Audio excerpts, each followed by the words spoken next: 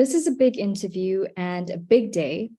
I'm honored to speak with the woman who is referred to as having given birth to the internet and inventing e-commerce. Just thinking about that really blows my mind. And that person is Lina Trivedi. Lina directed the world's first business-to-consumer website, and that is not a joke, it is the real Lina. And the company was Thai Inc. She shepherded the business to billions of dollars.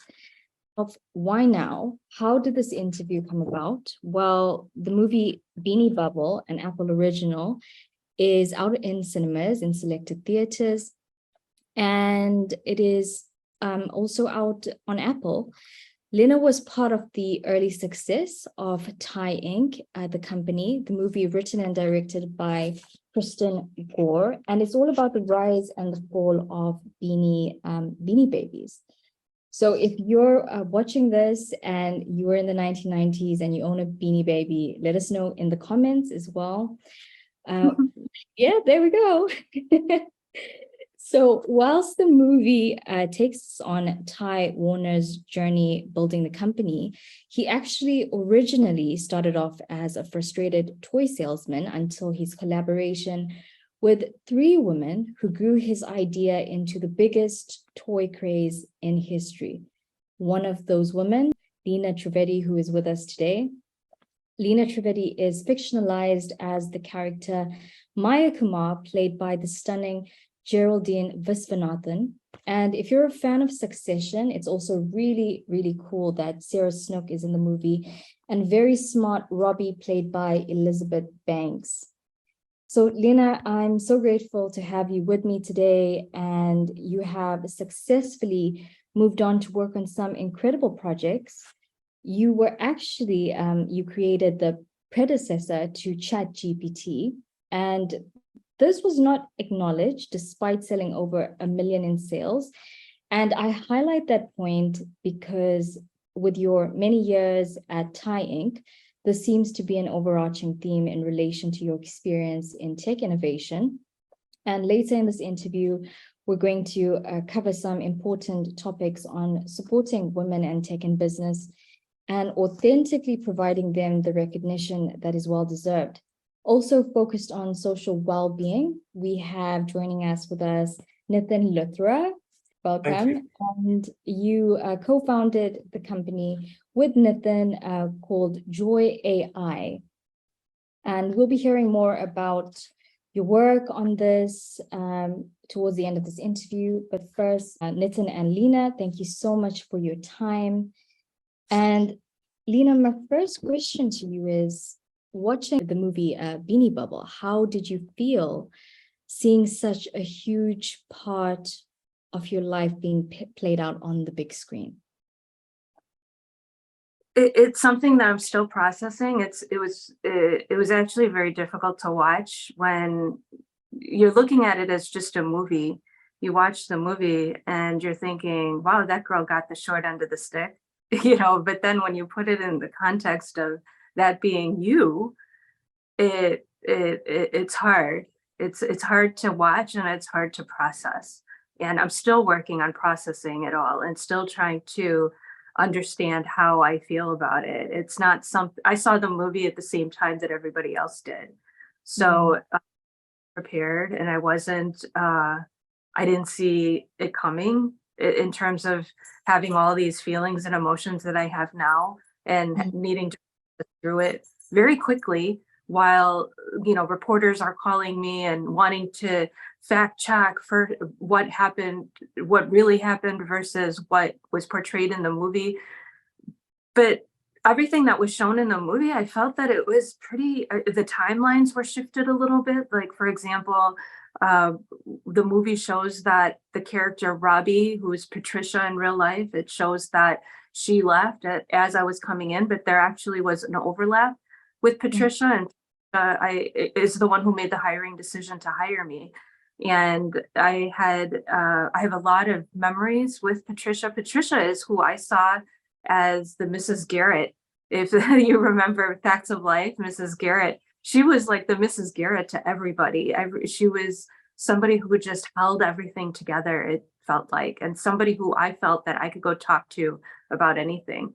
And I didn't, there was a lot of holes in what actually happened with Patricia that seemed to be filled with the movie. And again, it's a fictionalized movie, but it was based on a book that the author interviewed hundreds of people to produce the story. So the story is not my story, it's the story that is a compilation of accounts from hundreds of people, including Patricia, including me, including a lot of people that were involved in varying degrees, from store owners, collectors, people who worked at Ty's family, so granted, there's still inaccuracies even in my story. Like, for example, it's I remember in the book, it's that Ty wrote Patty's poem. There's a Patty the Platypus's poem, Yeah. and I wrote the poem. So that was something that I was like, really confused about. Like, how did it happen where he got credit for that poem? But I guess I understand a little bit of dynamic behind that particular Beanie Baby. But I think it's just important to understand that it's not my story. That's the story that has been told through countless interviews and countless accounts of what happened. And when you look at it that way, for me to see the movie, it's overwhelming. Like you mentioned with the poem, in a Los Angeles Times article, Gore mentions how eBay would have not existed without Beanie Baby. So, I mean, just that statement alone just shows how much of the story this really is. And you're credited with writing the first 136 poems for Beanie Babies. And in an insider article, you mentioned that you did 80 of them in 24 hours after creating a mock-up on Photoshop for the CEO, Ty. If you can take us back to that moment, what was your schedule like in terms of the creative process of literally creating a global hype and sensation of in history? I mean, the sales must have been overwhelming. So what was that experience like for you? And my second question is, how does that segue into how you work today? It was crazy. I look back and I think of I was younger then, so you hear a lot about college students pulling all-nighters to study for exams and things like that. I was doing that routinely. I was pulling all-nighters, sometimes 2 nights in a row, and then getting some sleep, normal sleep the next night, and then just doing that all over again. I was just on this powerhouse of energy that I was channeling towards what I was doing. And I loved it. I love that innovation stage. I love creating and producing something and the excitement that comes with it. It invigorates me and I love it. And I feel that with Joii.ai, what I'm working on right now with Niten, it's bringing back a lot of that same connection with that same energy, because I'm creating something all over again in a space where what we're creating does not exist. And it's going to produce a solution to a problem that is going to have an impact on a lot of people. And Niten, I don't know how you feel about this, but I think that the last 90 days, we're 90 days in. We just celebrated our 3-month anniversary a couple of days ago as co-founder. And it's just been, the last 90 days has been crazy. What do you think, Niten? 100%. And I feel honored because I feel in some ways, even though I didn't live during the Thai era with Lina, I'm getting to see some of that magic. So it's phenomenal. And Lina's just amazing to work with. So it's really awesome time. Yeah. That is amazing. So just, there's some interesting, I know that we're going to talk about Joii.ai a little bit later on, and I'm really excited to get into what you're currently working on and just tapping more into the energy of that. Just to revert back to the movie, there were some really interesting twists that happened in the movie, and I just want to touch a little bit more on your relationship with Ty Warner. In the movie, there was sort of a very intriguing relationship that the two of you had. And just like Niten talks about your creative energy, it seemed like Ty really admired that creative aspects and everything that you brought with you in that essence. In the movie, when we reached the scenes where there was a big celebration and the company reached a big levels of success, I really thought whilst watching the movie that the hype that was coming was everything was working out. Maya was going to get the position that she obviously wanted, but that didn't happen. And I was disheartened just watching the movie. So how did that feel for you? And why do you think that happened, given the amount of time that you invested into Ty Inc. and you invested your time, your energy, and you seemed even more so invested at times than maybe Warner himself. So how did that happen? How did it make you feel? Did you lose confidence? Did it bog you down? And how did you find the courage to bounce back?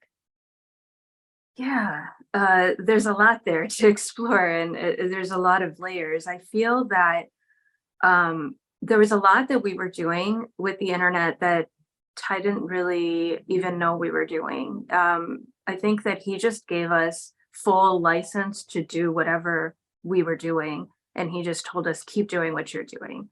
And without necessarily understanding the full scope of it, but seeing the pieces of what was coming from it. And maybe that is through the comments that were coming, you know, the calls that were coming through the call center, the feedback that he was seeing, and in the forums that were on our website.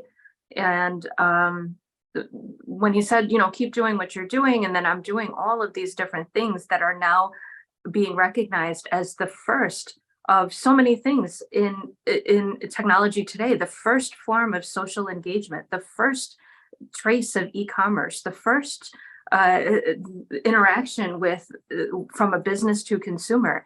It wasn't like I planned on doing these things. I just had the space to be able to do whatever I wanted to do. So and limitless resources to do it.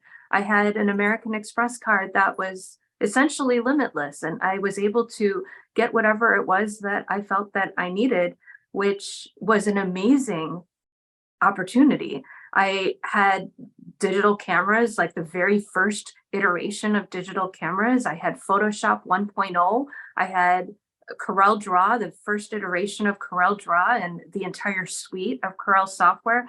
All of these different technology that was coming out right at the beginning, I was able to access, and it wasn't an issue of needing to pay for it. So I was able to overcome that obstacle. So then what comes next? What comes next is the innovating and the creating, which is all the fun stuff that I was able to do without really a whole lot of direction.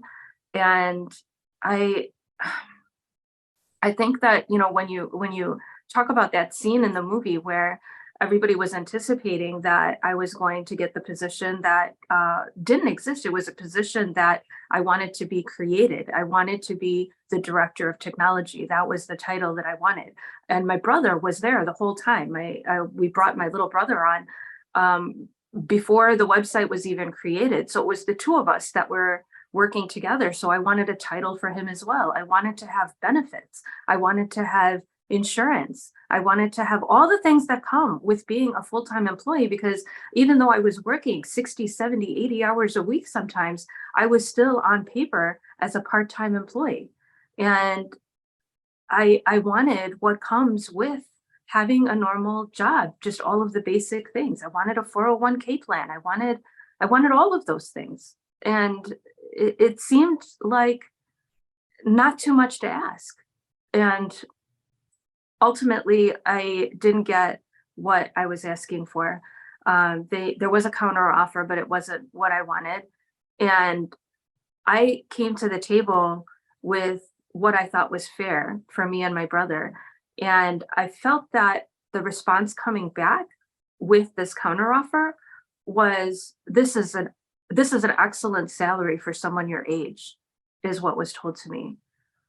And I was like, and the same for my brother. My brother had just graduated high school, and it was the same that was said about him, that he just graduated high school, and this is a very competitive salary for someone his age. And I was just like, who the fuck cares how old we are, is what I was thinking. I was really upset about that. And I walked away, and what everybody is saying now is that was the start of the fall of Beanie Babies.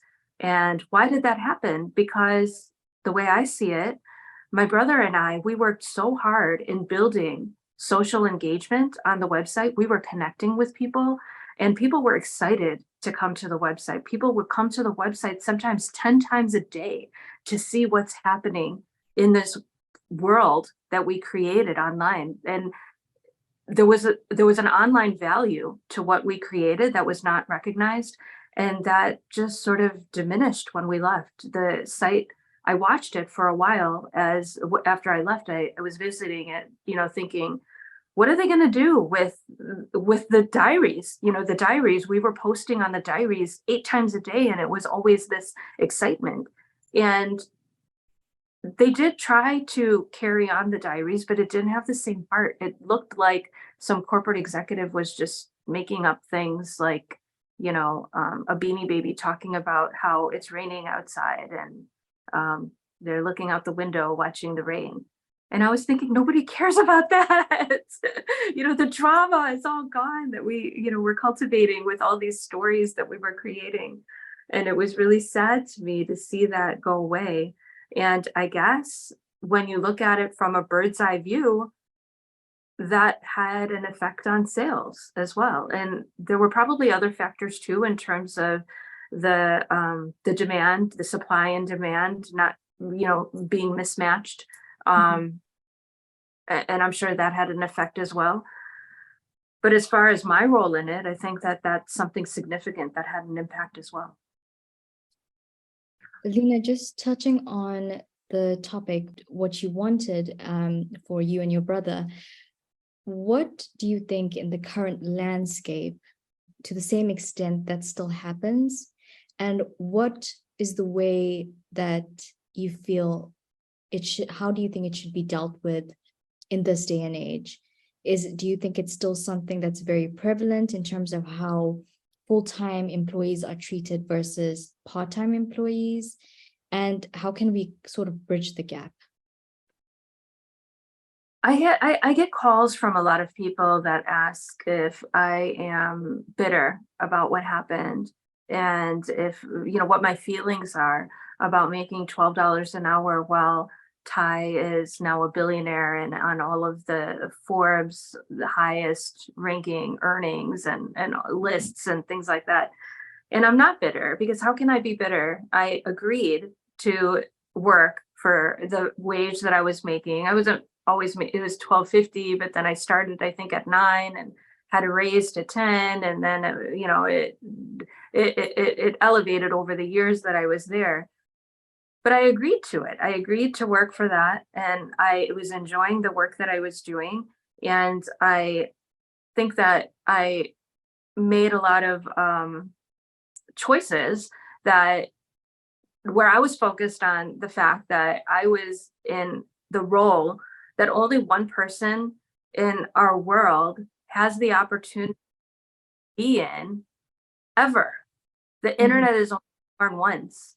And I was at the very spot that someone needs to be in to do all the things that I was doing. If Beanie Babies had gained traction a little bit earlier or a little bit later, the story would have been way different. That I was in the eye of the perfect storm, and I have to be grateful that I was the one that was there. And my brother was there too. And we were both in this unique position of being able to do all these great things. And that's how I look at it. What I am bitter about is my life after Thai.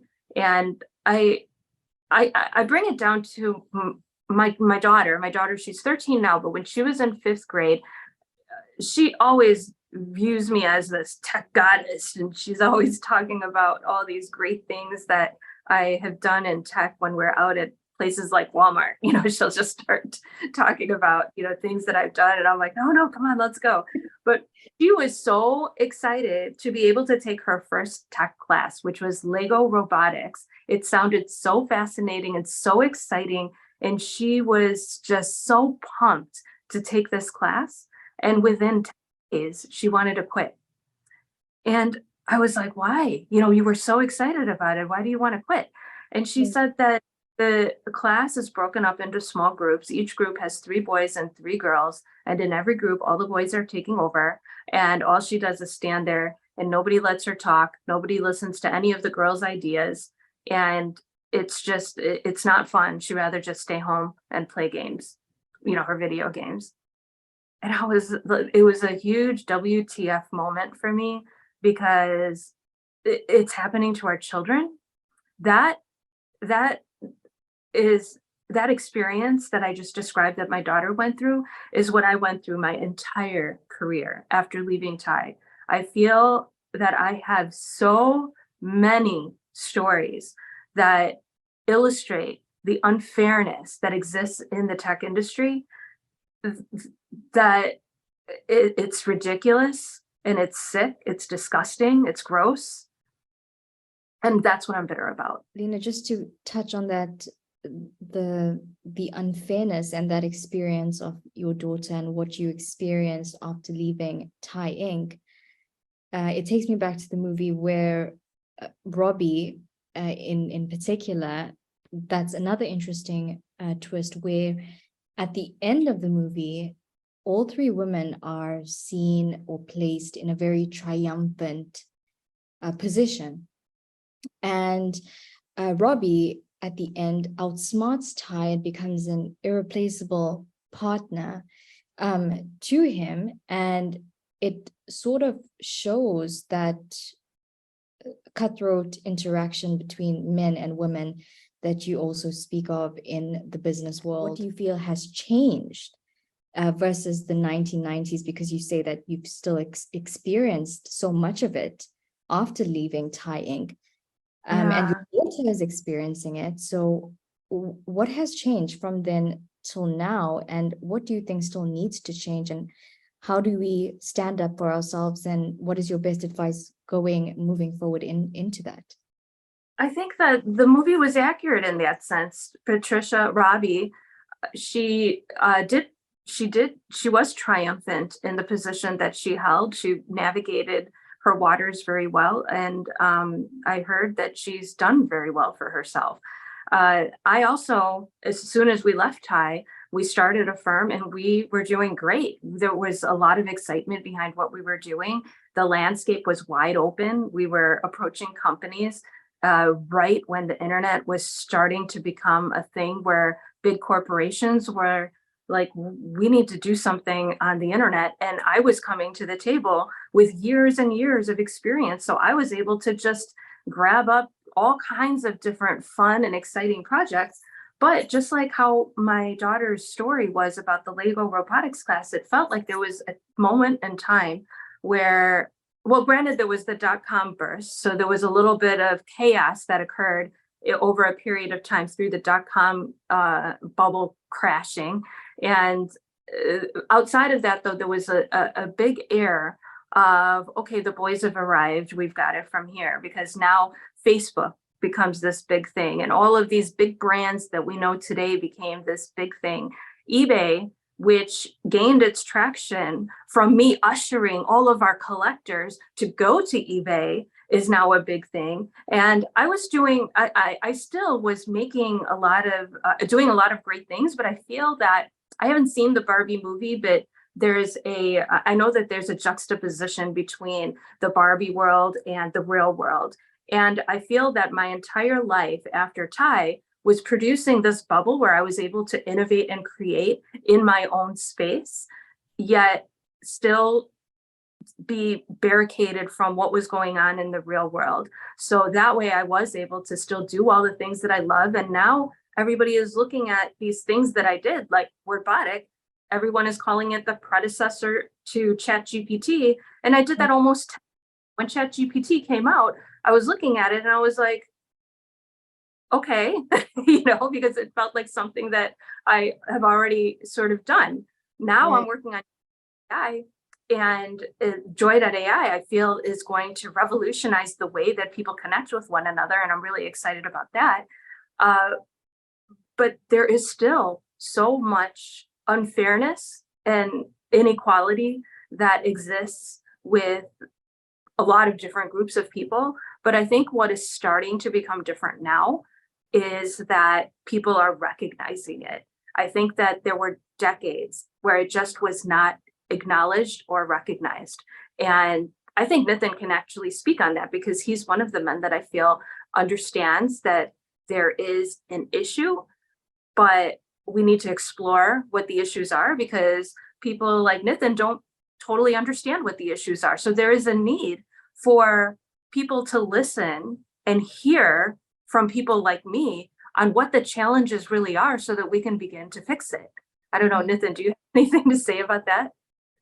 Yeah, no, I mean, I think there's definitely been an increase in awareness, and, diversity and inclusion programs at many corporates are definitely shedding more light on this. And I've had the pleasure of not only working with Lina recently, but other amazing women leaders in the field of technology. And what women bring to the table is so vast and important to the ongoing development of products and solutions. I think without them participating actively in this, I don't think the world is going to be the same place. So it's good to see it move.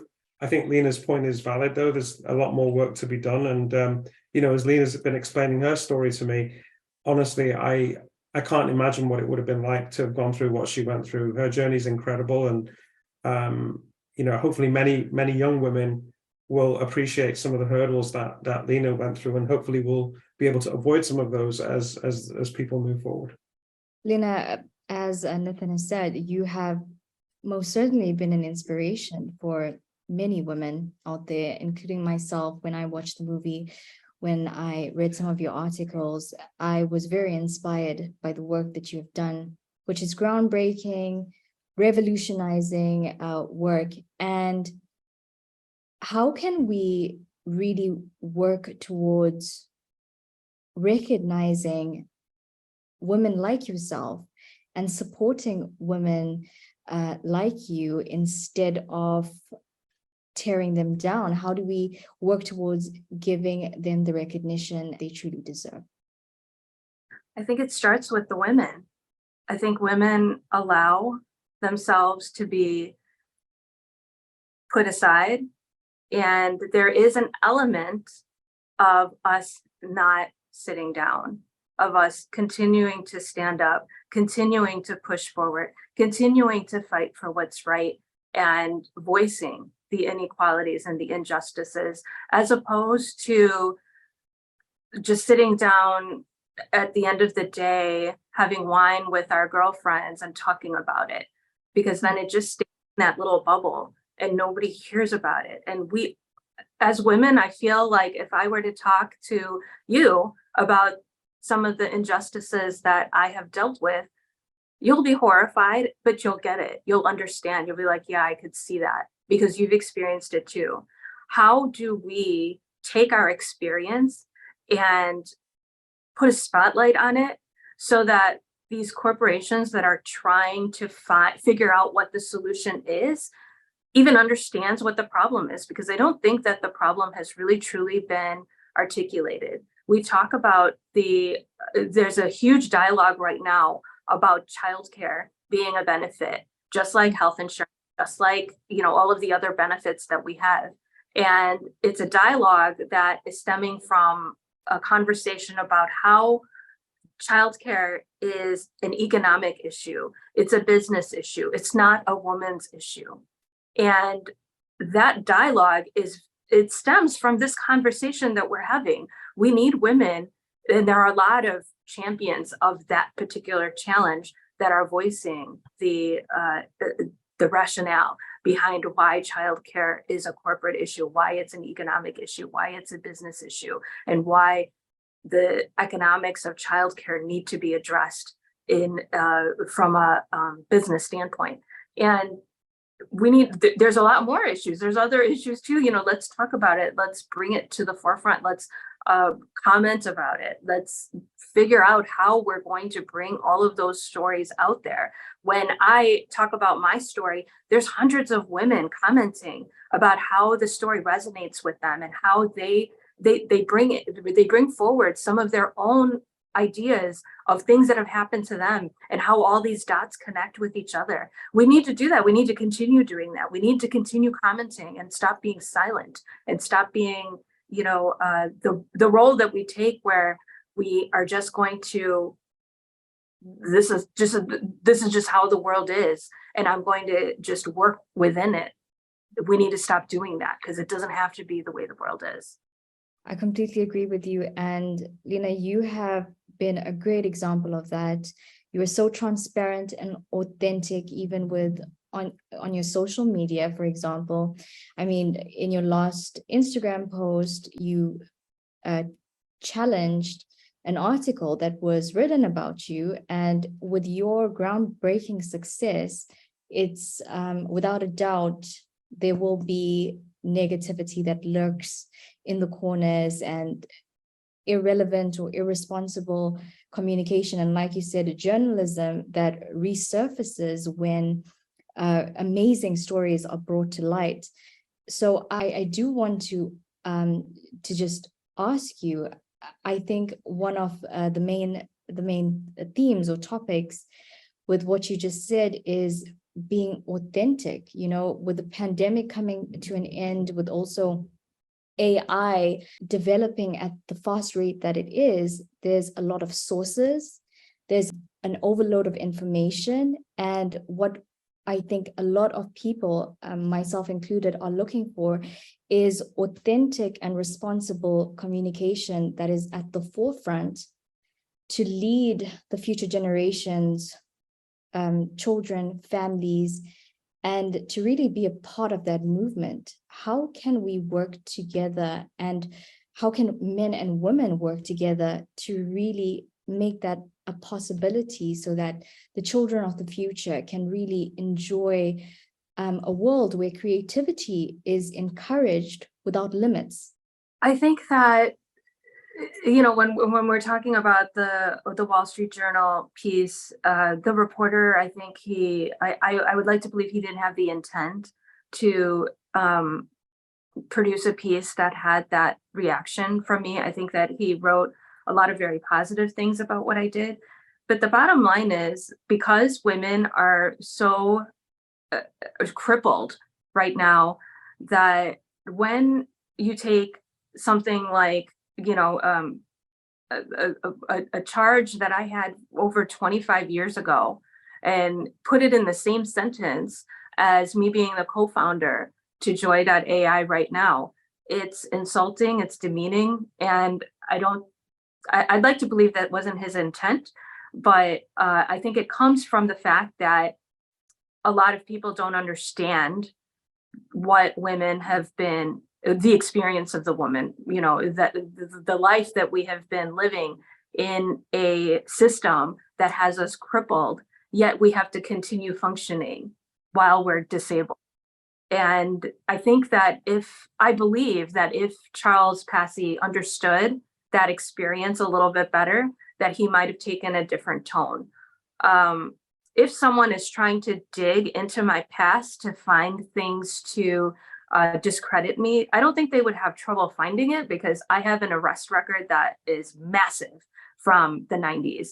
I have, I read another article that said that I was, I was arrested for theft or something like that. And they don't allow me to tell the story of how that theft charge was because me and my friends were at a liquor store. My friends didn't have money to buy beer, so they stole beer, and it ended up being a police situation. And regardless of the fact that I got arrested and had this charge, I had a blast through the 90s. My life in the 90s, going to all of these parties and clubs and concerts, was like the life that I think was very idyllic. There was just so much that happened there, and uh, it makes Jersey Shore look light FM, is what I always say, because we had such a good time. I had the most incredible friends that I'm still friends with here today. And there's no way that any of us that was there would look back and say that we regret anything. I don't regret a thing. And I had a fun time, and it's a story that I'll have to tell at some point. And I think that there was a scene in the movie that showed the New Year's Eve party. And yeah, and that really probably captured a little bit of my spirit, because I remember that New Year's Eve, I actually had a computer at the New Year's Eve party, and I was working while I was partying at someone's house, crafted the event as, yeah, I'll come New Year's Eve, but I have to go somewhere where there's going to be a computer and a phone line because I need to be able to access the internet. And it didn't quite happen as it did in the movie, where I did this big countdown and, but there was a countdown and I was partying, and I did run to the computer to go check to see what was going on with the site. And I did call my brother, and we were freaking out because we were like, what the hell just happened and what is going on? The partying definitely plays a role in the story of the 90s, and whatever anybody wants to dig up about it, I'm going to stand behind my life, and I think the more important thing is to focus on what came out of it, the things that I learned, how it shaped me as a person. I had a horrible attitude toward authority throughout the 90s. And eventually that got to a point where I had to humble myself. And I did that, and I learned a lot from it. And I took all of what I learned, and I feel that I made an impact on those communities, because when I was coming out of that situation, I worked in a nonprofit for about 3 years. And I took everything that I knew and everything that I had learned, as well as these experiences that I had with interacting with women who were from all different walks of life. I've spent probably in total maybe a year and a half of jail time in different pieces, like 20 days here, a little bit time here. I had such a horrible attitude that I would get arrested and the judge would not give me a bond because I never came back to court. So that's what a lot of my jail time is. It's not jail time because of the charge, it's jail time because of my attitude. And I think I even told a couple of judges I didn't like the way they were talking to me, so I had some words for them that got me in trouble. I was just very rebellious, and I learned a lot from it. And I'm not like that today. 20 years ago, that's who I was, and I've learned a lot from it. And now I use those experiences and how I teach my daughter how to handle adversity and unfairness. She was born with a disability, and there is so much inequality that is in this world that relates to people with disabilities. And she is a child growing into a teenager, just learning how the world works. And I'm using a lot of my experiences to teach her the proper way to respond to some of those injustices. And in the movie, it says that I was a med school dropout. I actually was a law school dropout. I was so rebellious that even though all the South Asian parents want to send their kids to med school, I wasn't going to do it. I refused. I couldn't stand the sight of blood. I couldn't deal with the dissection of frogs in biology class. There was no way I was going to med school, but I was able to negotiate law school as the appropriate path for me. And that was acceptable to my parents. And that was the path I took. But I did drop out, and I did start working full time at TIE. I stopped going to school in a very I just dipped. I loved everything I was doing at Thai.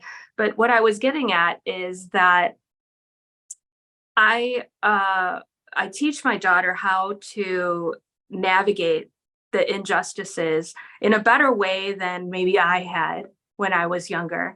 And she is only 13 years old, but she is the formal complainant with our many state agencies on different laws that have been broken by the city of Madison, the city of Beaver Dam. There's a case right now. There is a case right now with Martial Arts America, which is an organization that she spent a lot of time at. She has an understanding of what ADA law is and what responsibilities are of businesses to follow the law and what her rights are. So a lot of times when things happen and you understand what the rules of the game are, then you can take actions that will actually produce results, as opposed to just crying about it and swearing and telling people that they're being unfair or whatever, which is kind of what I did when I was younger. I really think that the lessons that you've just shared and that vulnerability and taking responsibility and accountability for the actions that you did do, and how you have looked towards progress and instilling those lessons into your daughter is truly quite remarkable. I want to lean more into what you're doing right now, moving forward from your lessons and the movie and moving away from all of that. You specialize in AI, which is another big craze right now.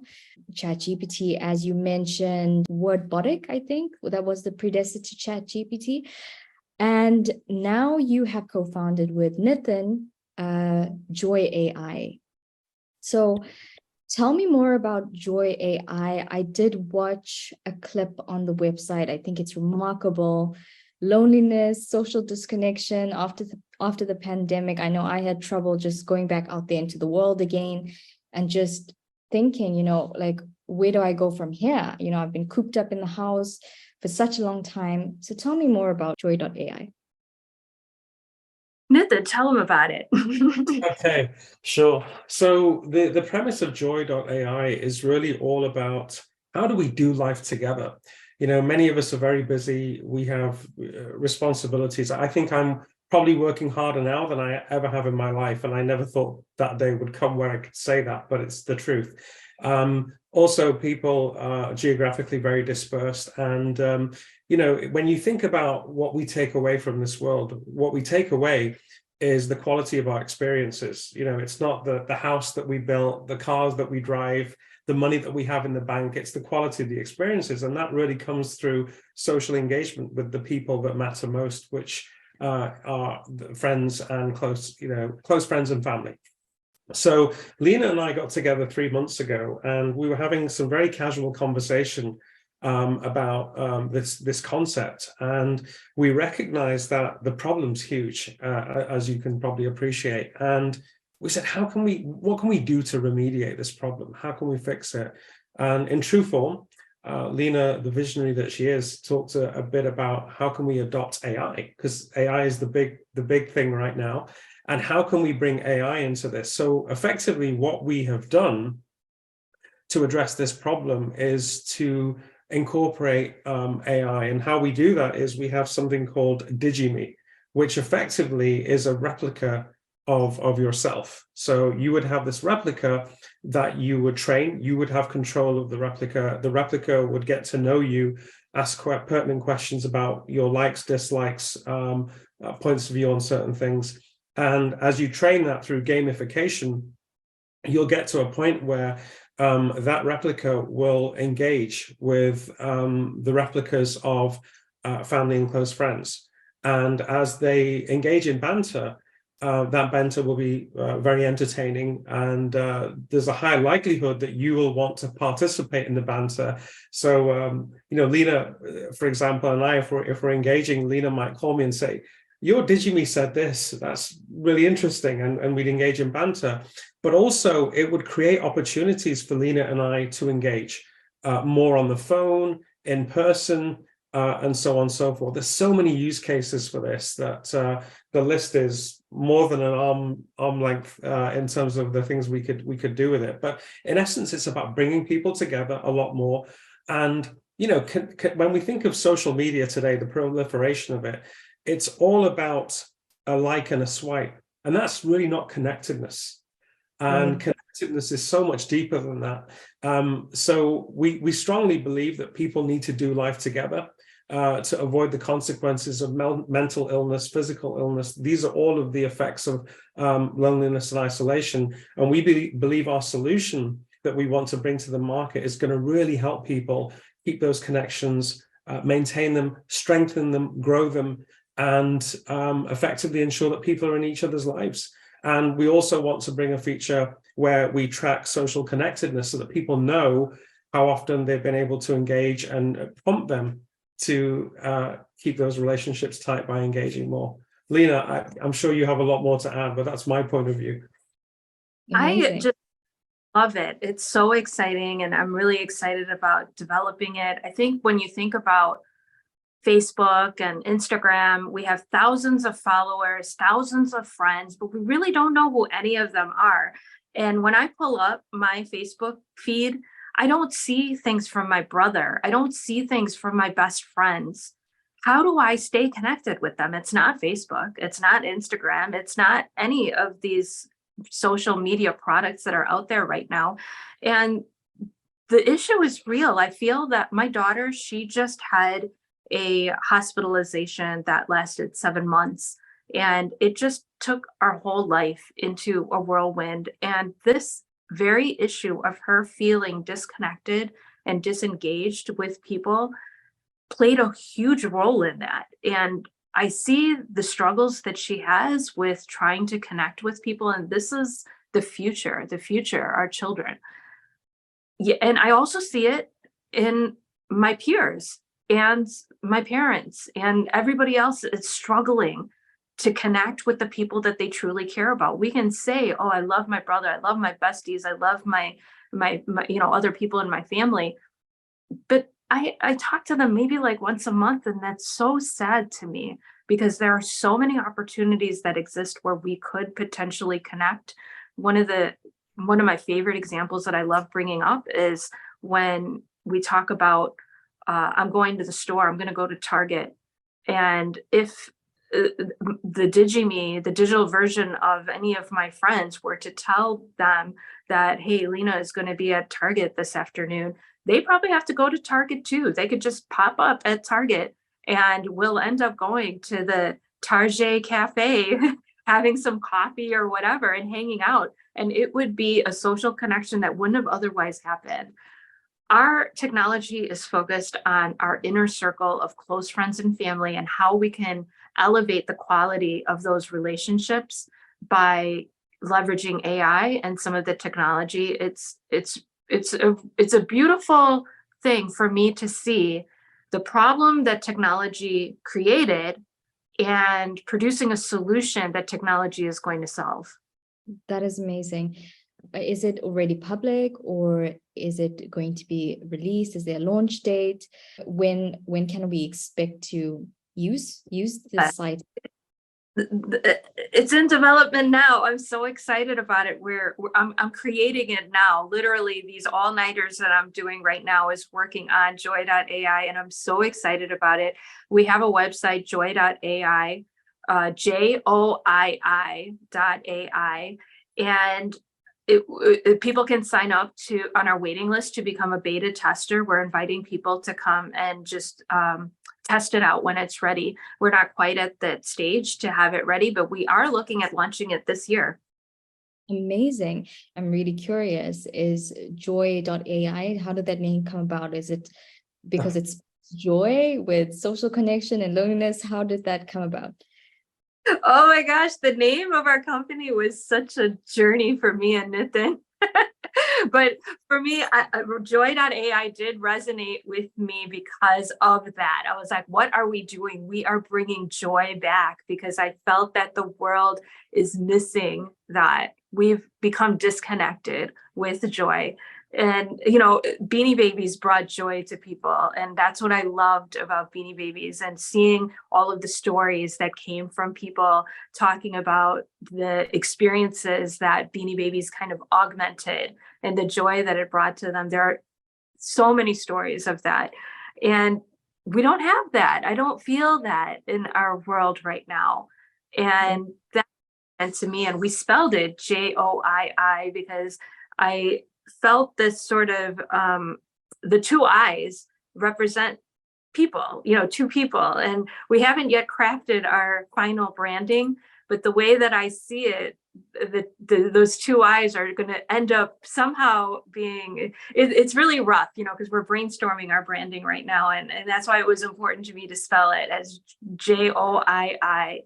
It's going to be fun going on that branding journey with Niten, but that's what it means to me. I don't know, Niten, what do you think about joy? Why did we call it?